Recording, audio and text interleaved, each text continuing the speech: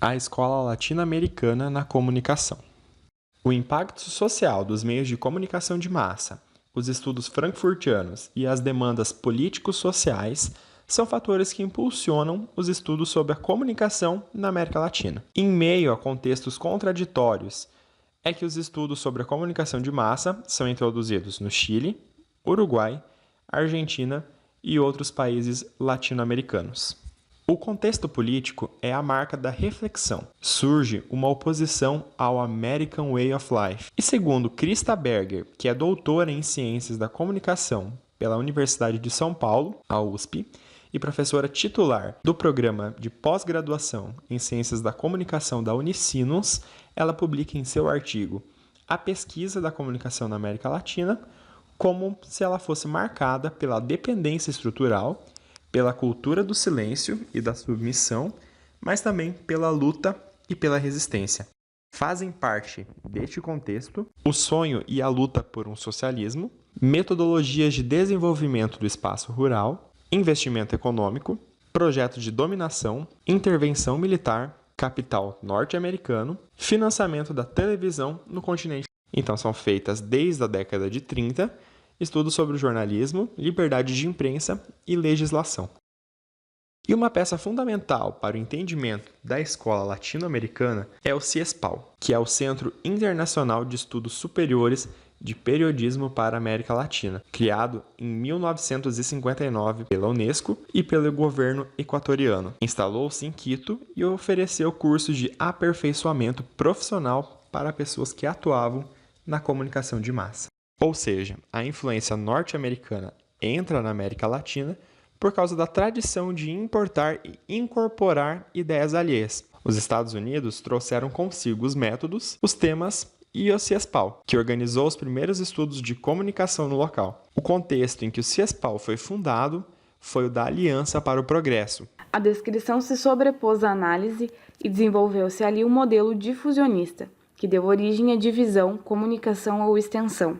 A difusão na agricultura e a estrutura e função dos meios impressos e eletrônicos, comunicação educativa e programação especial de programas rurais foram as áreas mais influenciadas pela orientação norte-americana. O CIESPAL foi a principal ponte entre os especialistas, as escolas e os diversos centros de reflexão, e com a difusão de suas publicações, iniciou e sustentou um importante esforço de reflexão sobre os problemas da comunicação, além de ter formado um centro de documentação especializado, registrando a memória histórica sobre os meios da região. Em 1973, o CIESPAL foi redirecionado e as principais críticas foram quanto à falta de conceitos próprios, de juízos críticos, de sistematização, de visão qualitativa profunda, de engajamento político, social e econômico, a preferência por temas limitados, a concentração excessiva em meios de comunicação de massa, a falta de racionalidade da pesquisa,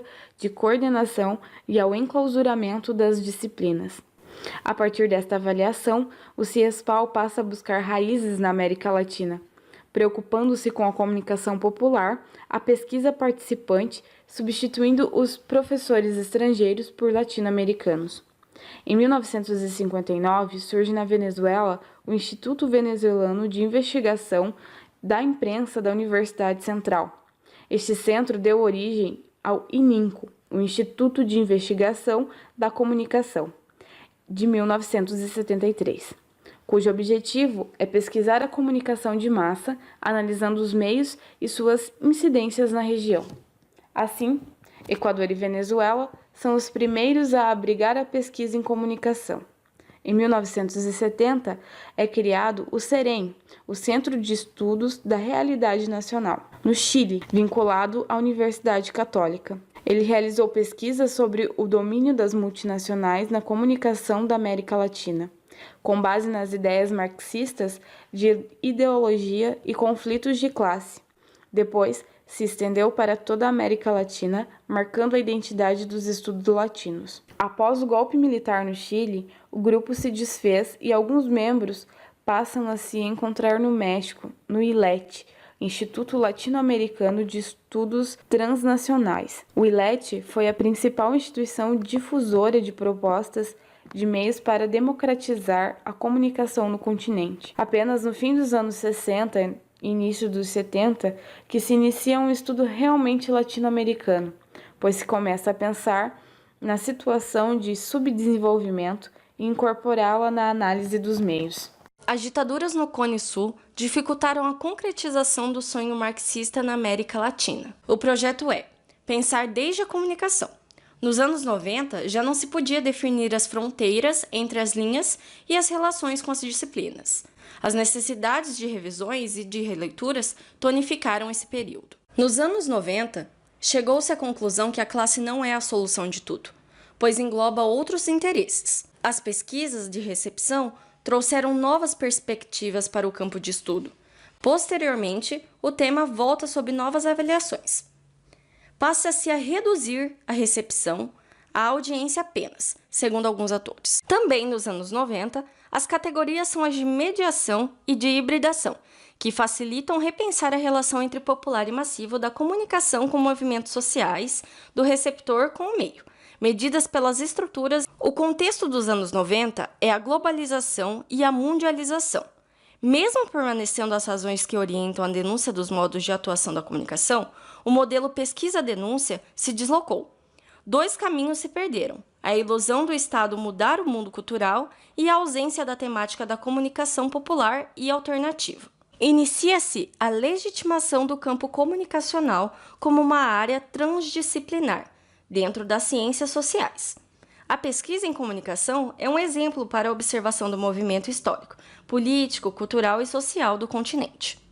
Para Antônio Pasquale, o trabalho dos estudos da comunicação na América Latina foi um fracasso, pois não soube convencer os poderes democraticamente constituídos, nem as forças políticas e as bases populares, que consomem os bens culturais.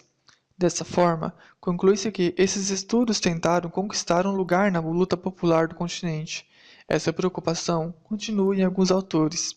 A pesquisa é feita hoje em programas de pós-graduação, vislumbrando a tradição de compromisso social. O mais importante nesses escritos iniciais de Maeterlinck e dos intelectuais que trabalhavam com ele é a busca de apontar elementos conceituais para tornar distância frente aos fenômenos mediáticos e de propor novos modos de fazer comunicação.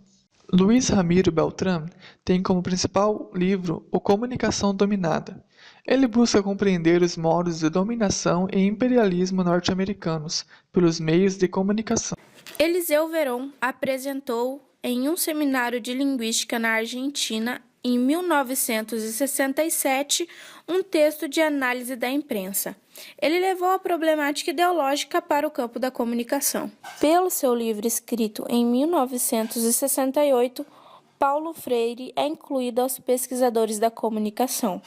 Ele não tratou da comunicação de massa, mas orientou interpretações na área. Pode-se dizer que a pesquisa se resume a duas áreas: estudo da estrutura de poder dos meios de comunicação e estratégias de dominação dos países capitalistas, e sobre os discursos e as mensagens da cultura de massas. Foram consideradas pelos pesquisadores latino-americanos a estrutura e a função mercantil dos meios e a expressão das contradições predominantes na cultura.